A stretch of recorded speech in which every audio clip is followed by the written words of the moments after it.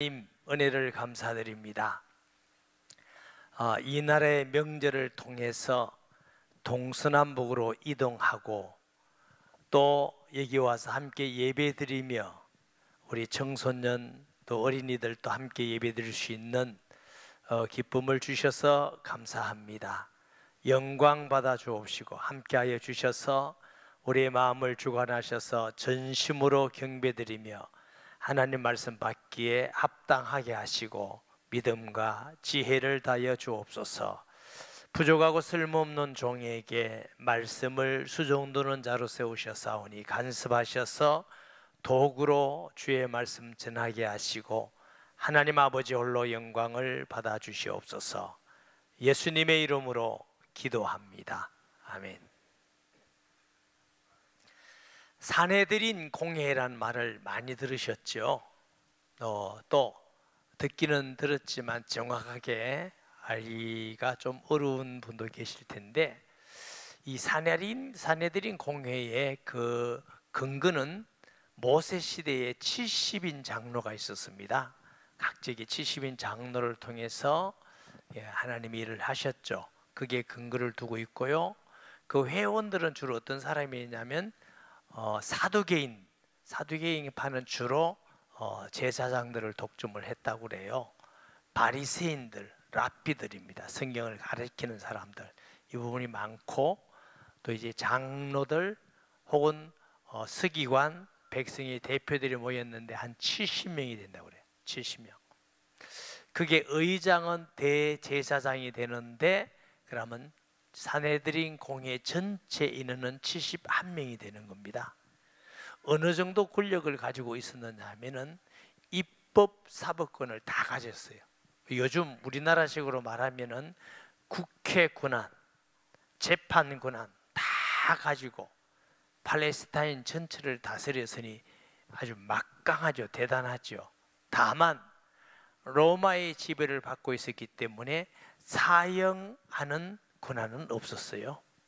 그래서 예수님께서 제사장들이나 혹은 바리새인, 사두개인들이 죽이려 할 때에 어디에 가죠? 로마에게 갑니다. 로마.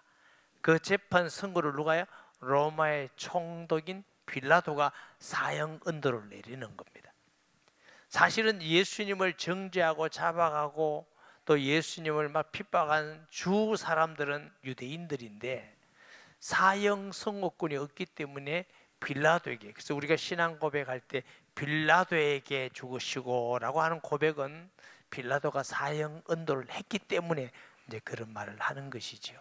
그러니까 이 막강한 권력을 가지고 다스리고 또 이익은 독점을 하기도 하고 권한을 갖고 있었습니다. 근데 예수님께 오셔서 너가 무슨 권세로 이런 일을 행하느냐? 크게 두 가지예요. 무슨 권세? 예수님이 성전에서 돈을 바꾸고 비둘기를 팔고 폭리를 취하고 장사꾼같이 아주 강도같이 하는 걸 보고 강도의 권력을 만들었도다 하고 엎으시는 것을 보고, 아니 우리가 지금 이걸 허락해 놨는데 돈 바꾸는 것도 허락해 주고 비둘기 파고 양 파는 것도 허락해 줘서 그게 아주 이익이 많은데, 폭리라고 이익이 많은데 저놈이 어떤 놈이 와가지고 이걸 금하다니, 너 무슨 권세로 그것을 얻고 팔지 못하게 네가 하느냐? 그게 하나 있어요. 둘째는 예수님이 성전에서 또 다른서 말씀을 가르쳤어요. 가르치는 건 아무나 랍비가 하는 건데, 랍비가 되려면 최소한 랍비 3사람에게 안수를 받아야 돼요. 과정이 있죠. 랍비 스승이, 그게 직계 스승이 포함되기도 합니다. 근데 그렇지 않으면 성경을 뭐 아무데나 가서 가르치고 이렇게 할 수 없는데, 예수님이 성경을 가르치시고 또 성전뿐만 아니라 다른 가르치시니까. 근데 예수님이 가르치는 성경이 바리새인이나 사두개인보다 어때요? 다르죠. 권세 있는 새 교훈이다. 예수님이 가르치는 말씀을 보니까 영적 권위도 있고 마음에 찔려서 회개도 일어나고 치료도 되고 구원받는 사람도 생기고 말씀하면 귀신도 떠나가고 표적이 일어나고 풍랑도 바람도 잠잠해지고 하물며 죽은 나사로도 일어나고. 여러분, 말씀의 권세가 있다는 건 말씀이 이루어지는 것입니다. 그런데 이 산헤드린 공회에 있던 랍비들, 제사장들이 가르치는 말씀은 문자 그대로 지식적으로 가르치는 겁니다. 지식적으로. 우리도 성경을 지식적으로 가르쳐야 됩니다만 지식적으로 가르치는데 끝내버리면 아무 의미가 없습니다. 하나님의 말씀은 지식으로도 알아야 되고 마음으로도 믿어야 되지만 행하는 데까지 가야 될 일인 줄 믿습니다. 성경에는 믿기만 하라 이런 게 없어요. 여호와를 경외하라 이게 없어요. 시편 128편에도 여호와를 경외하며 그의 길을 걷는 자마다 복이 있도다. 요즘은 그런 말 제가 잘 못 들었습니다만 저희 어릴 때 목사님들이 설교할 때 별로 안 좋은 예인데 좀 그런 예화를 들었어요. 천국에 갔더니 목사는 입만 와 있고 성도는 귀만 와 있더래. 목사는 설교만 하지 행하지는 않는다는 거야. 성도는 듣기만 하고 아멘만 하지 안 한다는 거예요. 그래서 뭐 그렇게 뭐 입만 오고 귀만 오겠습니까? 많은 이제 표현하는 거죠. 저와 여러분도 깊이 생각을 했습니다. 설교 듣기 위해서 예배 드리는 게 아닙니다. 하나님을 경배하는 것이고 그 가운데 설교도 듣고 듣기만 하는 것이 아니라 믿고 행하라고 우리에게 주신 말씀인 줄 믿습니다.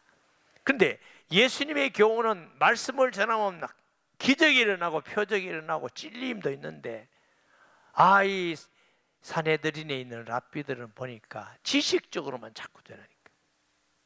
그런데 일하다가 지금 우리 고난은 다 뺏기겠다. 시기 질투가 나는 겁니다. 무슨 권세로 이것을 하느냐? 누가 이 권세를 줬느냐? 예수님이 물으시는 거죠. 그러면 나도 한 가지 물어보겠다.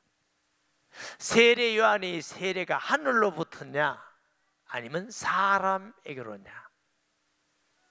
성경에 기록이 되어 있죠. 만약 하늘로부터라면 세례 요한이 누굴 전했어요?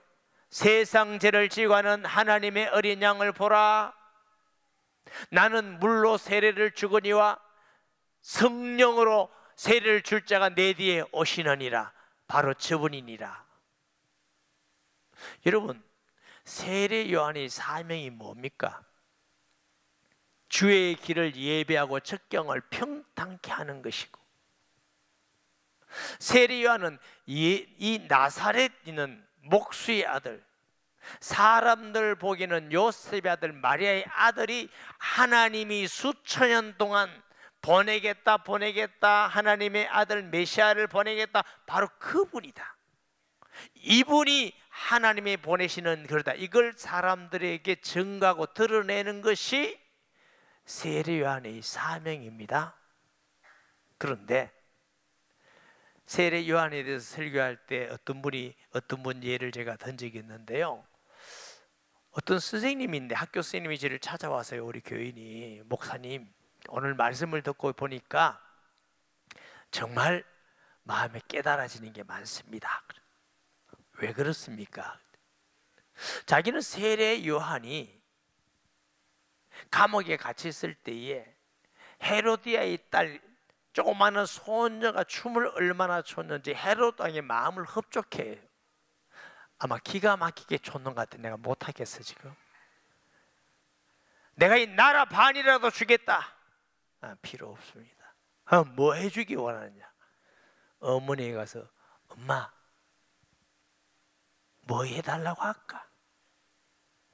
저 감옥에 있는 세례 요한이 목을 베어달라 해라. 왕이여, 저 세례 요한의 목을 베어주기를 원하이다. 헤롯은 세례 요한이 의인인 줄 아는데 겁이 나지만 왕이 한번 말해놓으면 지켜야 되잖아. 그래서 목을 베라 해서 그 쟁반 목을 가져왔어요.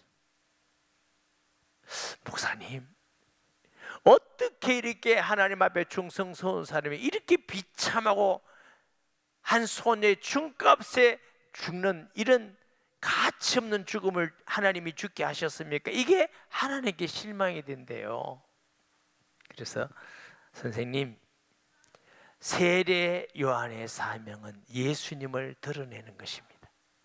만약 세례 요한이 멋지게 살아나와 가지고 폼 잡고 사람들이 자꾸 당신이 그리스도입니까? 자꾸 가면은 세례 요한은 예수 그리스도를 방해하는 사람이 돼요.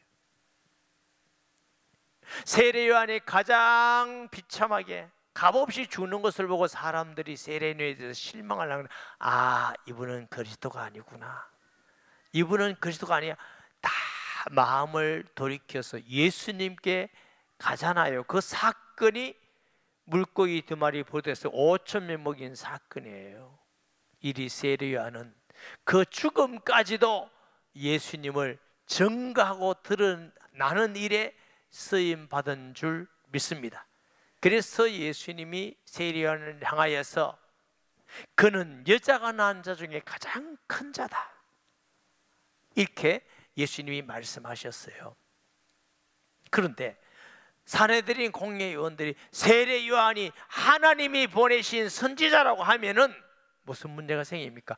그가 증거한 예수가, 그들이 시기하고 질투하고 죽이려는 건 예수를 메시아로 믿기 때문에, 아, 이건 아니다, 말할 수 없다. 둘째, 사람들에게 세례 요한이 사람으로부터 왔다 이러면 사람들이 세례 요한을 선지자라요, 위대한 하나님의 선지자로 아는데, 그러면 백성들이 일어나서 위대한 하나님의 선지자를 당신들이 비방하고 거부할 수 있겠냐? 그러니까 백성들이 들어온 거예요. 그때는 뭐라고 해야 돼요? 이래도 저래도 모를 때는 모르겠다 이렇게 하는 거예요. 요즘도 보니까 정치인들 곤란하면 모르겠다 이러더라고. 그래, 아, 이게 그때부터 있었구나. 옛날부터 곤란하면 모르겠다는 거구나.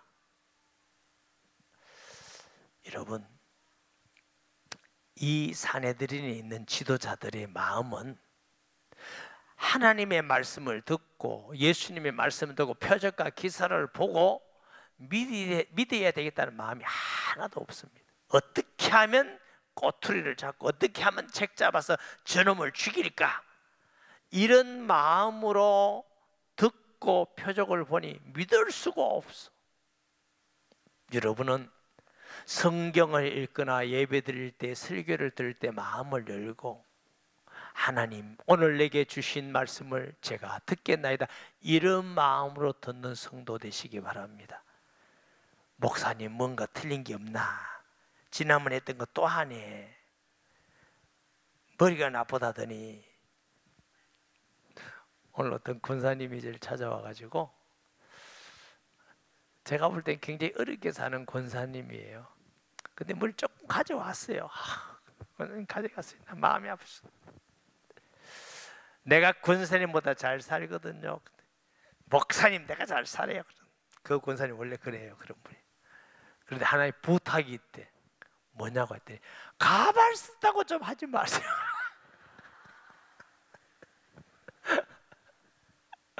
내가 얼마나 무서운지. 그래 가서 이래. 여러분, 하나님의 말씀을 들을 때 마음을 열고 들어야 내가 은혜를 받고 믿고 깨달아지고, 내가 확실한 믿음이 있어야 행동이 나옵니다. 왜 행동까지를 잘 안 가느냐 하면, 믿기는 믿는데 대강 믿어서 그래요. 아멘?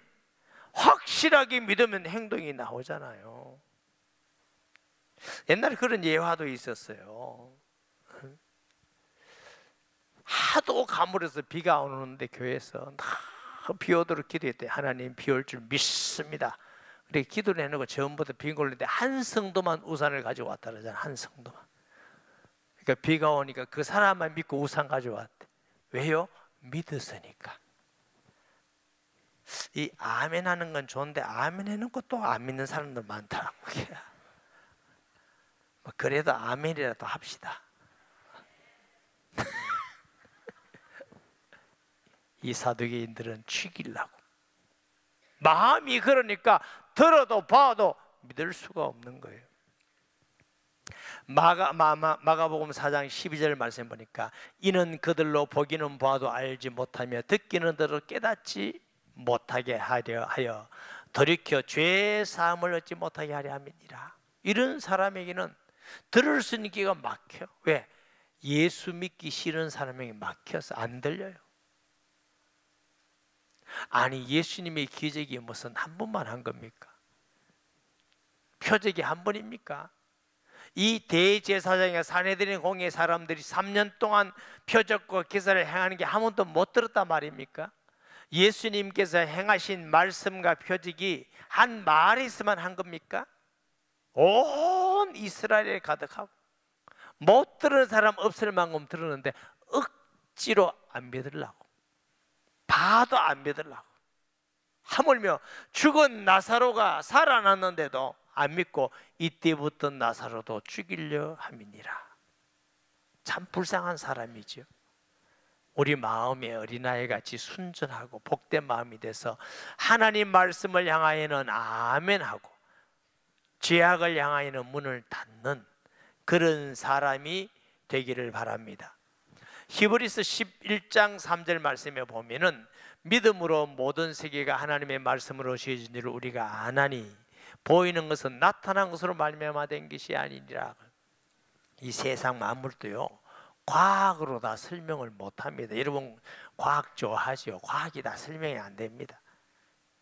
제가 알고 있기로는 이 우주가 얼마나 크냐면 150억 내지 200억 광년이래요. 자, 1초 눈 깜빡했을 때 빛의 속도가요 지구를 7바퀴 반도인데요, 그 속도로 1년만 가봐요. 얼마나 큰가? 1억 년만 150억만 200억. 그 말은 다른 말로 하면 모른다 그 말입니다. 하나님이 우주를 얼마나 크고 광대에 많은지 몰라. 믿음으로 보면요 얼마나 오묘한지. 꽃도 노란 색깔, 파란 색깔, 빨간 색깔, 보라 색깔, 그 하나 식물 하나하나 잎사귀까지도 얼마나 오묘하고 사람도요 진짜 다양하거든요. 얼굴도 성격도 은사도 하는 것도 너무 다양하게 너무나 오묘하게 이게 우연이 되었다. 사람들은 그렇게 믿어요. 하나님은 한 영혼을 천하보다 여기 있어 하나님의 형상으로 각자 한 사람 한 사람에게 맞도록 태어남과 삶과 죽음까지도 다 주관하시는 분이 하나님이십니다. 할렐루야. 이 만물 천지를 다 그냥 믿음으로 보면 너무너무 오묘하다. 와, 우리 하나님 아버지 대단하시다. 그런데 불신앙을 보면 하나님 어딨냐 안 보이는데 다 어쩌다가 된 거지, 우연히 된 거지. 믿음으로 봐야 천지 만물도 하나님이 만들어준 줄을 안다 그랬어요. 사도행전 26장부터는요 보면은 바울이 복음을 전하는데 베스도 아그리빠 왕이 다 들으면서도 안 믿어요. 바울이 뭐라고 말하냐? 왕이여, 지금 일어난 일이, 그 말이 뭐예요? 예수님께서 이 땅에 오셔서 고난받으시고 십자가에 죽으시고 부활하시고 또 사도행전 3장에 보니까 베드로와 요한이 성전으로 올라갔는데 성전 미문, 아름다운 문이라는데 나면서부터 걷지 못한 사람이 앉아서 구걸을 해. 한번 줍소 구걸하는데 그날 성령 충만해서 베드로가 보니까 하나님의 구원의 계획이 있어. 은과 금은 없지만 내게 있는 것으로 내게 주니 나사렛 예수 이름으로 일어나 걸어라. 걷고 뛰며 성전으로 들어가며 그랬어요. 여러분, 예수님께서 부활하시고 살아계시지 않으셨다면 어떻게 예수 이름으로 안주미가 일어나고 그럽니까? 예수님 돌아가신 지가 벌써 한참 후인데 지금도 예수 믿으면 귀신이 떠나갑니다. 병이 치료되고 하나님이 역사하십니다. 그 말은 예수님은 살아계시고 부활하셨고 하나님의 아들 그리스도라는 확실한 증거입니다. 이 사건이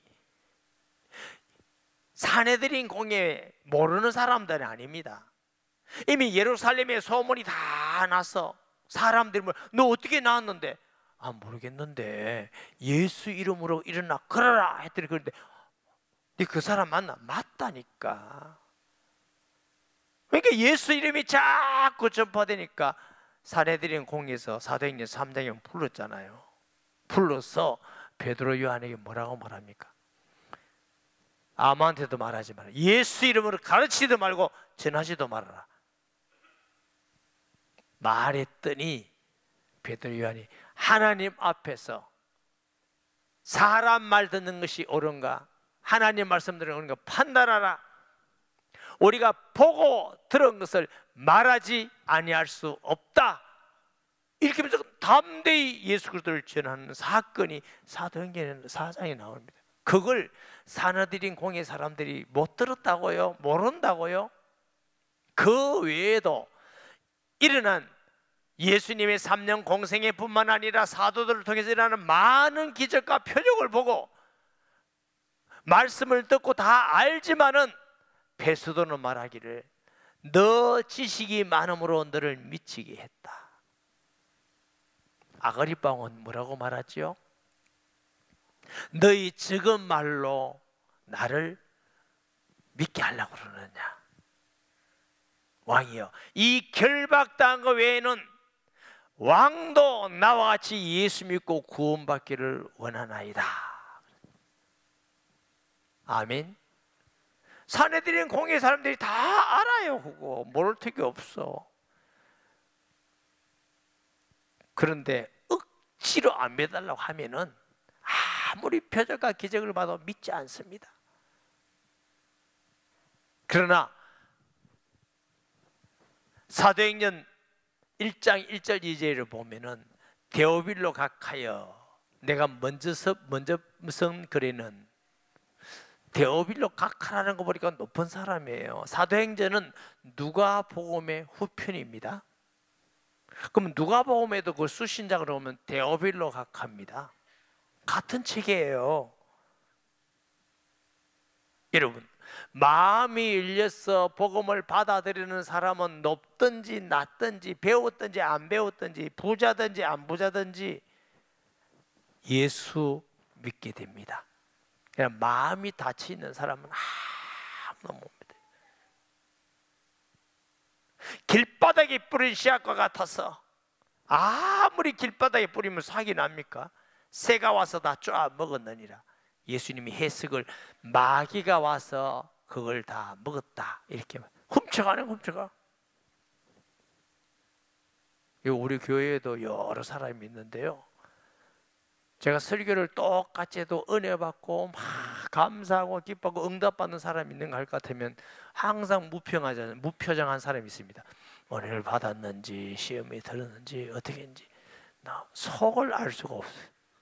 사람이 너무 기쁘면 이렇게 웃기도 하고 막 얼굴도 좀 밝아지고 이래야 되는데 어떤 분은 몇 년 가도 안 밝아지더라고. 그래.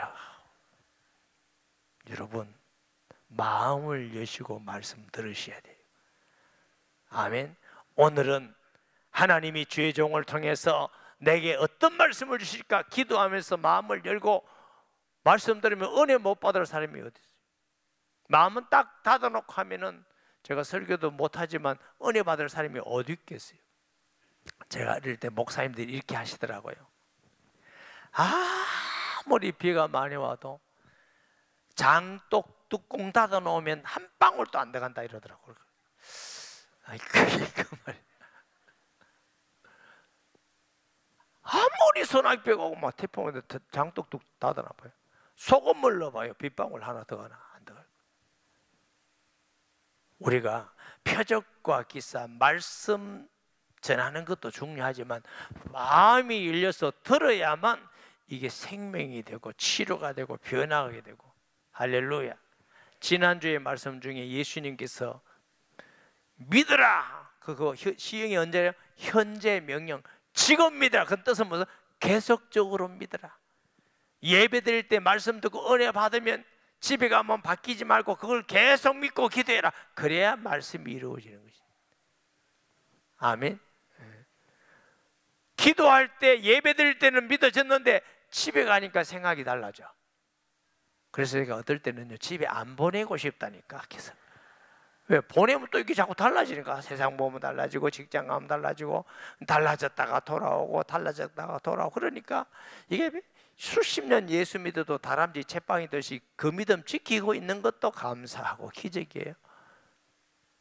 신앙은 자라야 되는 거거든요. 왜? 생명이잖아. 생명의 특징은 성장과 변화입니다. 아멘. 생명 있는 식물이든지 뭐든지 자라나지 않으면 안 되는 거죠. 여러분, 우리가 지금 키는 안 자라잖아요. 저 같은 경우도 여러분도 안 자라는 사람 많아요. 근데 안 자라도 세포는 끊임없이 변화를 하는 겁니다. 죽고 또 생성되고 생성되고. 생명은 항상 변화합니다. 머리카락도 계속 기르시잖아요. 계속 손톱도 길어지고 뭐 다 길어지고. 살아있는 건 변화입니다. 신앙은 살아있는 겁니다. 진짜 예수님을 나의 주로 믿고 그분을 의지하고 바라보고 기도하고 따라가면 내가 변화시키는 게 아니고 주의 말씀이, 주의 성령이 나를 변화시키는 줄 믿으시기 바랍니다. 아멘. 여기 보니까 모르겠다 이러니까 예수님도 나도 이러지 아니하리라. 모르겠다는 건 사실 양심불량이거든요. 하나님 앞에서 이거 양심을 속이면서. 왜? 좀 안다면 세례 요한이 주께로부터 하나님께로부터 왔다면 예수를 믿어야 되고, 사람에게로 했다니까 사람들이 막 대면서 달려들라 할 거고. 모르겠다. 아마 사실은 이들도 알고 가슴에 찔리고, 그렇지만 내 위치와 이익과 자리를 지키기 위해서는 모르겠다. 저와 여러분이 신앙생활 하는데 하나님 앞에 양심을 지키는 성도 되시기 바랍니다.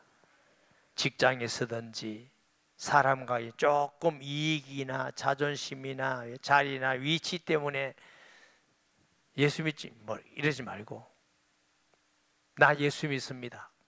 분명히 믿고 나는 하나님의 자녀입니다. 내가 하나님의 자녀로서 살아갈 겁니다. 분명히 얘기하고 사시기 바랍니다. 만약 그렇지 않다면 주님이 나도 너를 모른다. 그럼 어쩌겠어요?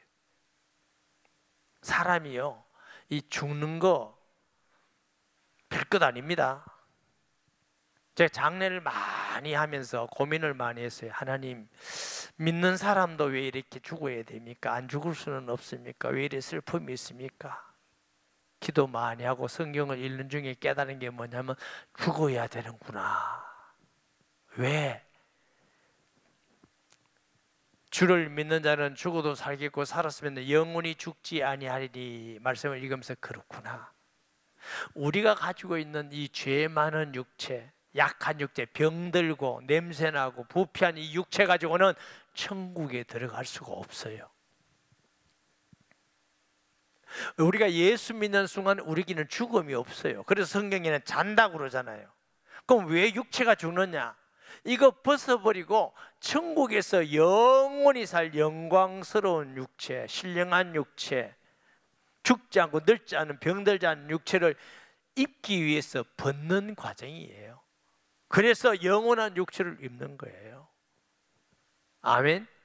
그래서 하나님께서 이제 불러서 이 썩고 병들고 죄 많은 육체를 벗어버리고 영광스러운 육체를 입히기 위해서 오라 할 때 그냥 가세요. 나는 이 썩어질 육체가 좋습니다. 병든 육체가 좋습니다. 죄진 육체가 죽어도 이게 좋습니다. 이러지 말고, 또 오지 말라는데 일부러 또 간다고 막 그러지 말고, 우리 살다가 이 육체는, 우리가 육체를 떠나는 거 과정일 뿐입니다. 우리에게는 다시 죽음이 없습니다. 왜냐하면 영생이 우리에게 있기 때문에. 제가 그걸 알고 나니까 장례식 가도 덜 슬프고 마음이 위로가 되고, 그걸 제가 꼭 해줍니다. 염려하지 마세요. 슬퍼하지 마세요. 이거 벗어버리고 영광스러운 몸을 입게 될 것입니다. 할렐루야. 그것을 우리가 확실히 믿으면 이 예수 믿는다는 게 얼마나 귀하고 소중하면 사람들에게 내가 보고 들은 것을 말할 수가 없다. 저도 가끔 너 예수 믿으면 죽인다, 그럼 너 어쩔래, 이런 생각을 하거든요. 제가 안 하겠습니까?